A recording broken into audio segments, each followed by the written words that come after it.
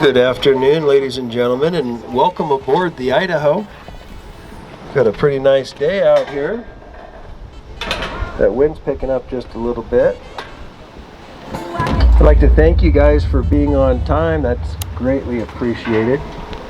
My other job, I work for McCall Aviation, and in the aviation business we have a saying: if you're early, you're on time. If you're on time, you're late. And if you're late, you're left. So these guys are 1 minute and 41 seconds past departure time. So we want to give them a big round of applause for making it. Woo-hoo! You made it. Take your time, take your time. Hurry up. All right, that's all in good spirit. You by the first round. We always give everybody 2 minutes, so you had like 7 seconds to spare. So my name's Jerry. I'm going to be your skipper today.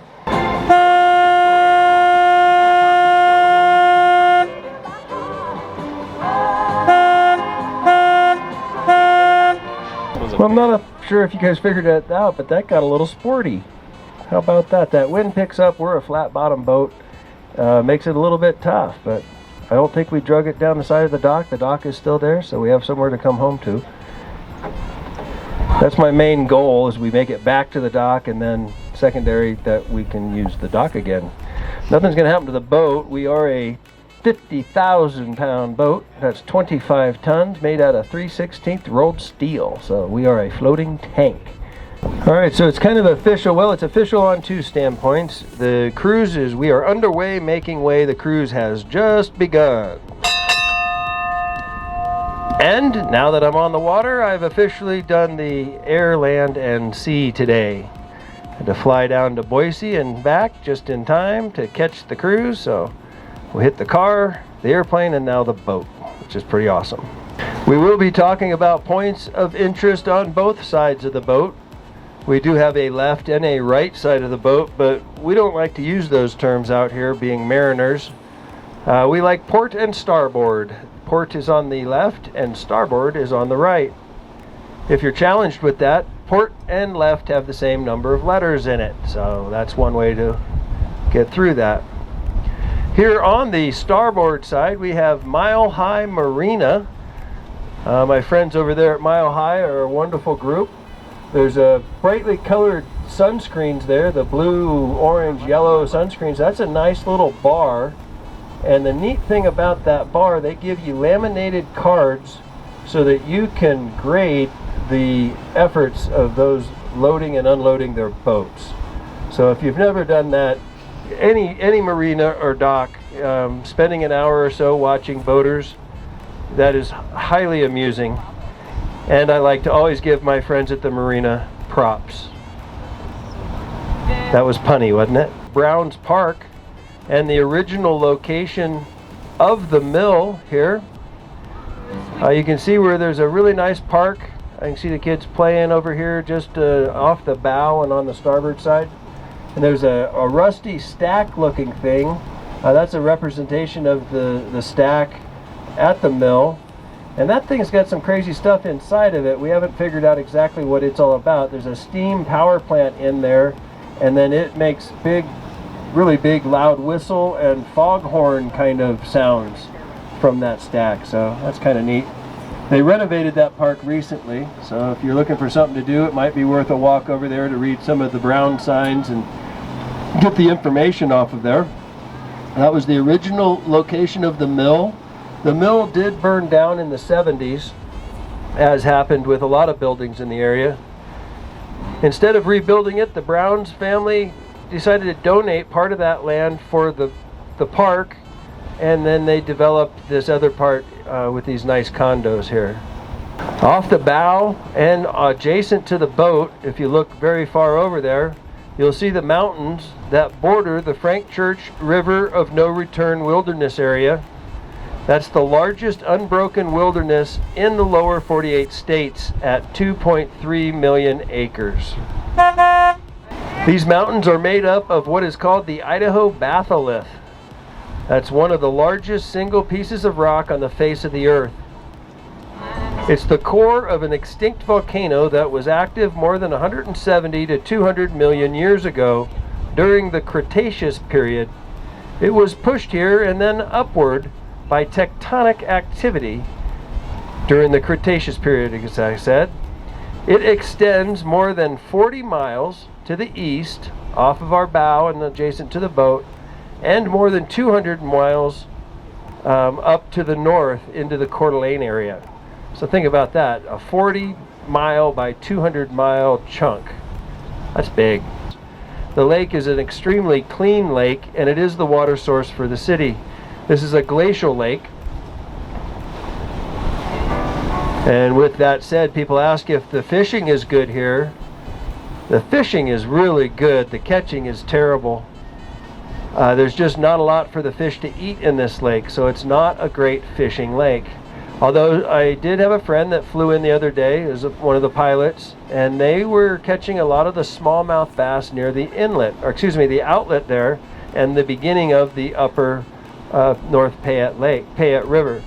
So if you're good at it, there are a few places. Duck Bay also has some structure in there, and the fishing is okay. But there are a lot of places that the fishing is a lot better. All of our backcountry lakes are pretty good. They don't get the pressure, and we do stock them by air. We have a special device that we can drop fry out, and we'll fly into the backcountry and stock those lakes. So since you have to earn the hike to get to the lake, those fish can get pretty big, and it's definitely worth doing. You'll notice here adjacent to the boat on the starboard side, there's a nice green cabin and a brown cabin there. Those two basically are the end of the private property ownership here as we leave to the north of city of McCall. And there's an obvious delineation there where the Ponderosa State Park begins. And that's a beautiful park, a 1,000 acre state park peninsula that juts out here into the lake, dividing the lake into some very distinct zones.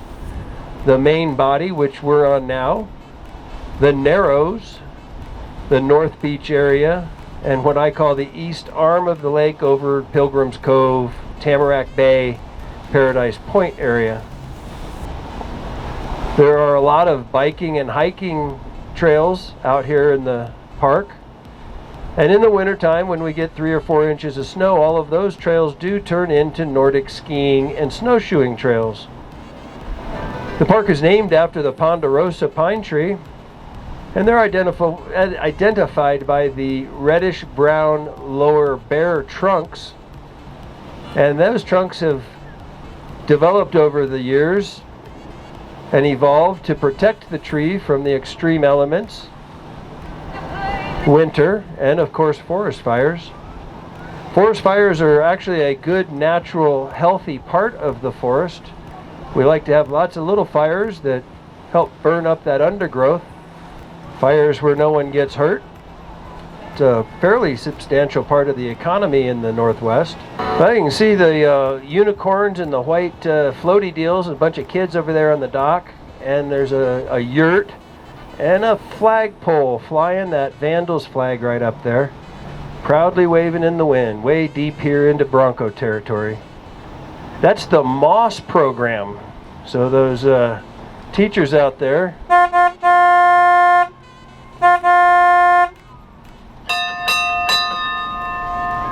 oh, those kids love that. They keep those kids busy. So they get them a squirt bottle with a special formula in it, at least that's what they tell the kids, and they have them squirt the north side of the trees and tell them that they're going to teach them how to grow moss on those trees. Maybe not. The Moss program stands for the McCall Outdoor Science School. That's a master's program for the U of I. They teach wood ticks, politics, and lunatics there. So I ran into the president at the airport the other day. It was actually last year, and I told him that joke. And I think it's a female president now. But this guy, he goes, yeah, we teach them to avoid all of those things. He had a pretty good sense of humor.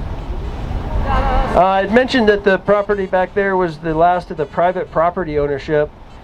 That's true. These homes here are also on deeded land, so they own that land and they own the structures on the land.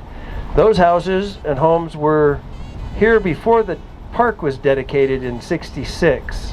We are cruising on the Payette Lake, named after Francois Payette.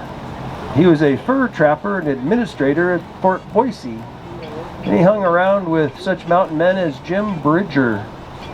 Fish in the lake are lake trout primarily, some kokanee and muskie. Somebody thought it would be a good idea to bucket some muskie in here, and they've decimated the lake trout.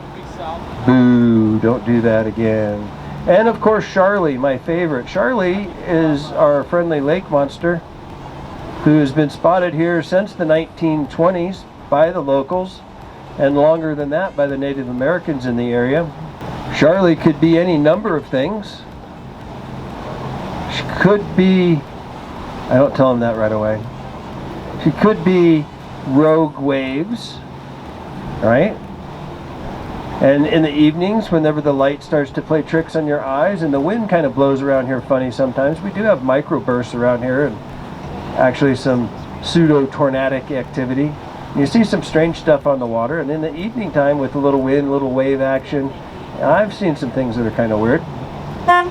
Or it could be a dinosaur, a serpent-like creature, or more realistically, it could be a landlocked sturgeon.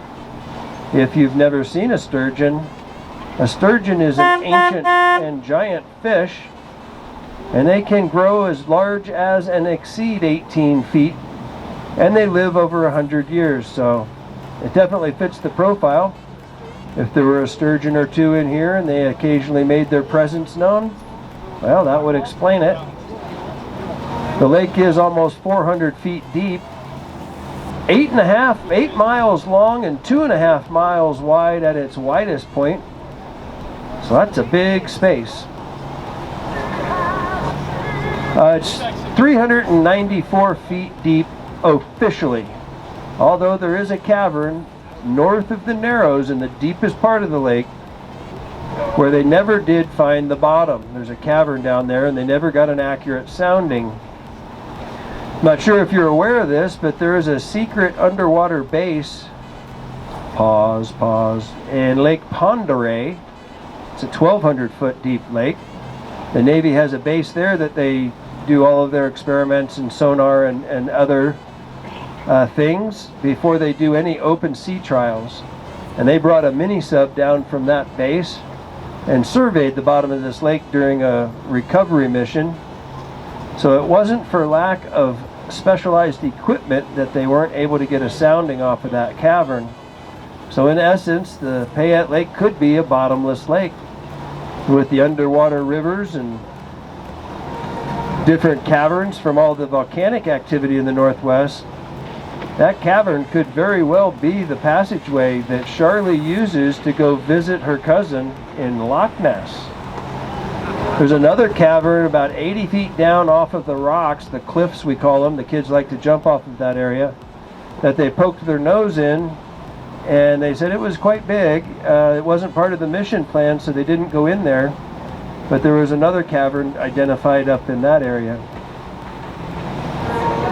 The lake does freeze over entirely in the winter, although there's a lot of thin ice on this lake due to the geothermal activity in the lake.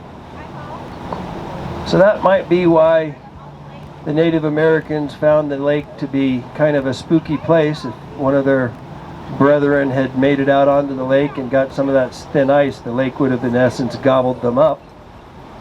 You won't see locals out here in the lake really in the winter time. There's just way too many other things to be doing than to fool around out on this lake.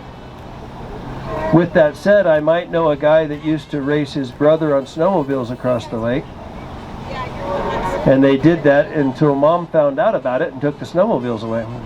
On the starboard side, you can see those rocks sticking up, the little boulders. Those are actually house-sized boulders that were scraped up by the off the bedrock by the glacier that built this lake. This lake was carved out by glaciers over 1,000 feet thick.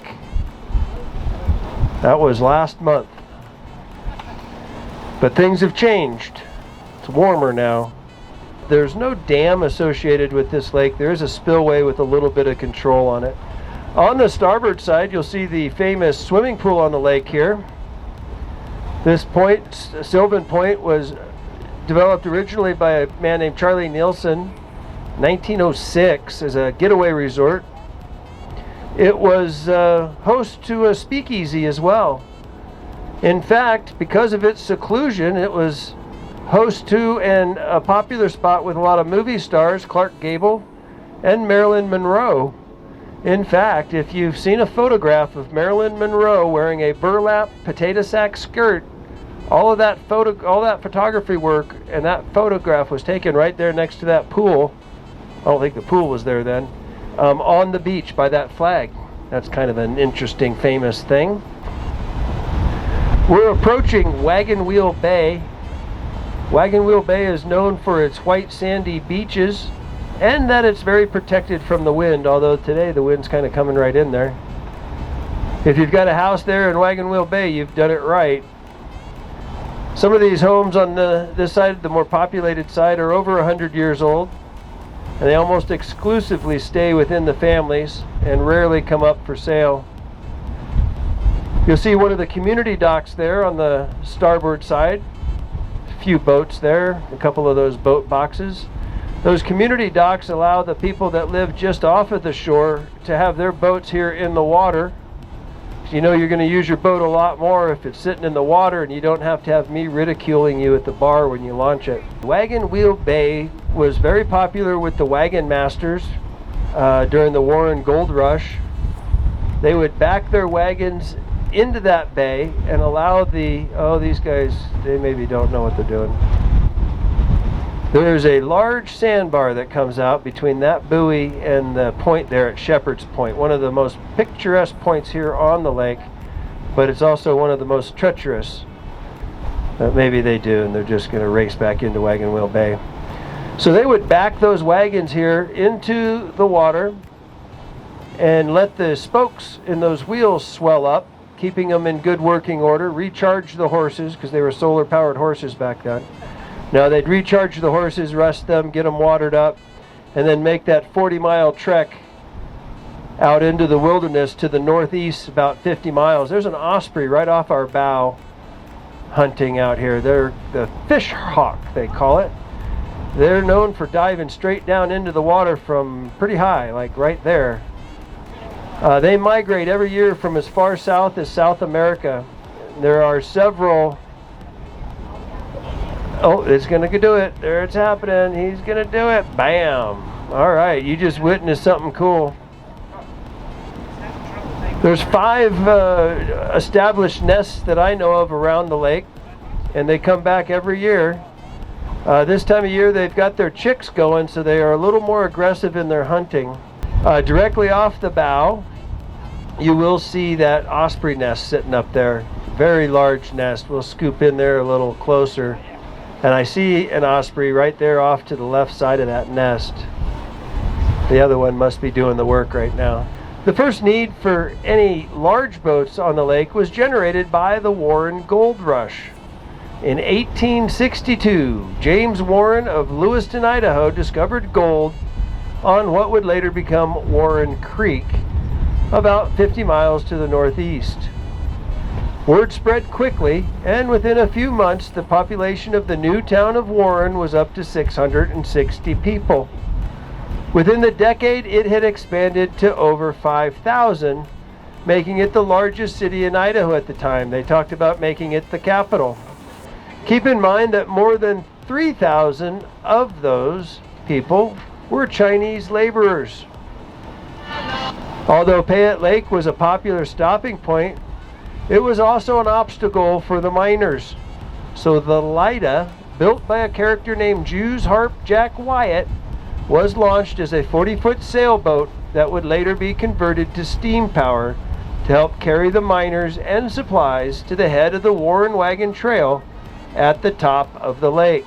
Shortly after World War II, and when people had discovered what a beautiful place the Payette Lake was and they started building homes here, there was a local that didn't like it, wasn't going to have anything to do with it.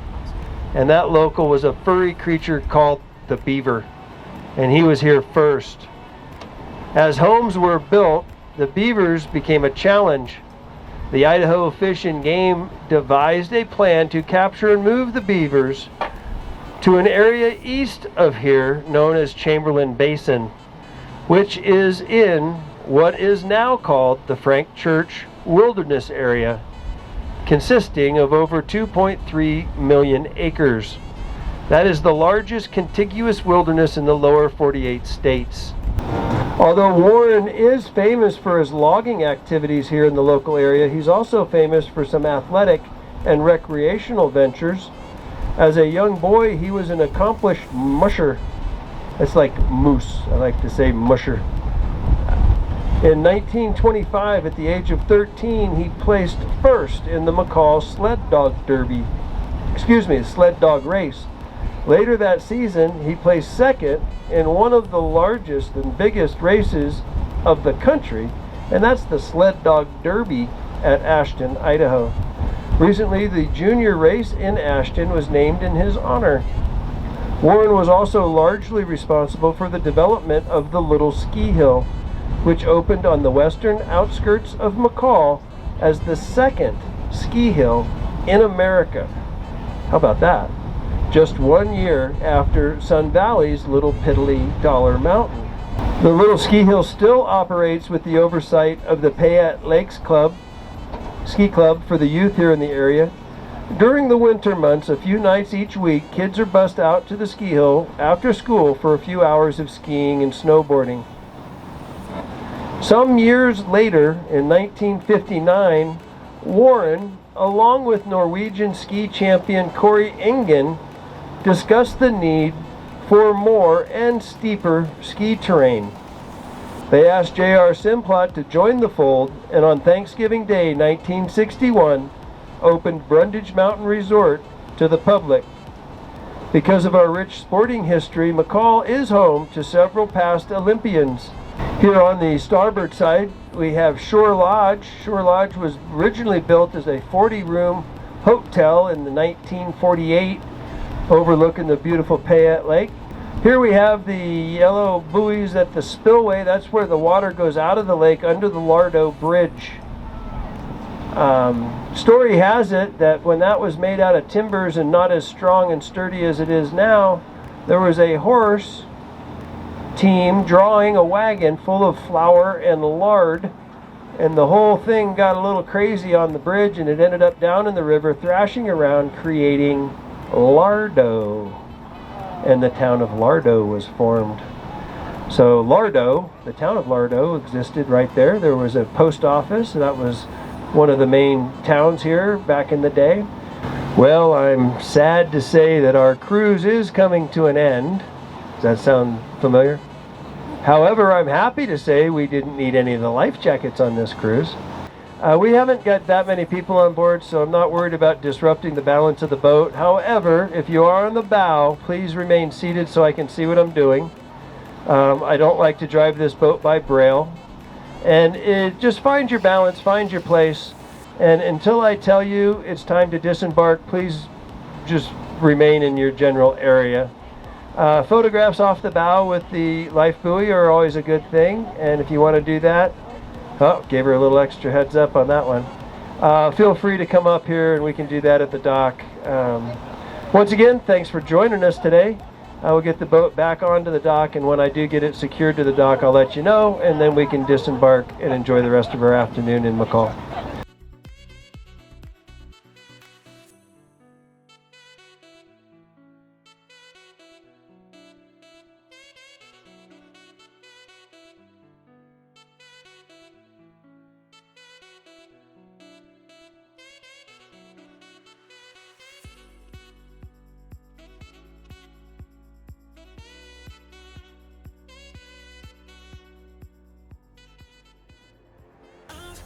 never felt so alive in my life. 'Cause you make me come to life every time I'm free. Oh, and I'm loving all that you do.